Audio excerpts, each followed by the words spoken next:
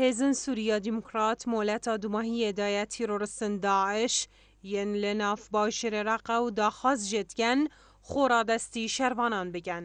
هێزن سووریا دیموکرات دەبەیانێکێدا داخوازجێ تیرۆرستن داعش ین لە ناوباشیرە عێراقا کرد دەمێ 15 ڕۆژاندا خۆڕا دەستی شەروانان بگەن داکو لێ دادگەهێکا دادپەروەرانە بهێنە دادگەهکردن.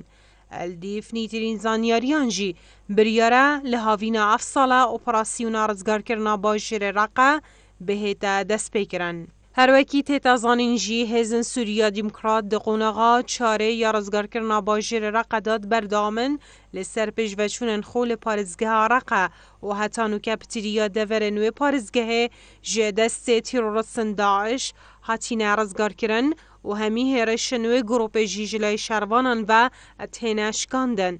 جلای کی دیوه هزن سووریا دیموکرات که هزن یکینه این پاراستنا گل یپگه بشککا سرکیا و هزنه هرشکا تیرورستن داعش بو سرگنده که پارزگه عێراقا شکاند. آژانس هاوار نیوز بالاف کرد هزن سووریا دیموکرات هرشکا تیرورستن داعش بو سرگنده می سلون یا روش آوای عێراقا شکاندیه و دویاری بریبونه دا 23 تیرورستن داعش هاتی نکشتن. هر لیدی فوی آژانس پشتیشکاندناوه هرشه شروانن هزن سووریا دیموکرات بردامن لسر پیشوچونن خول روش آوای کردستانه و تنیترین پیشوچونن خدا شیعینه انبار کامازن یا چکی جناف ببن و 3 تیرورستن دی بکجن.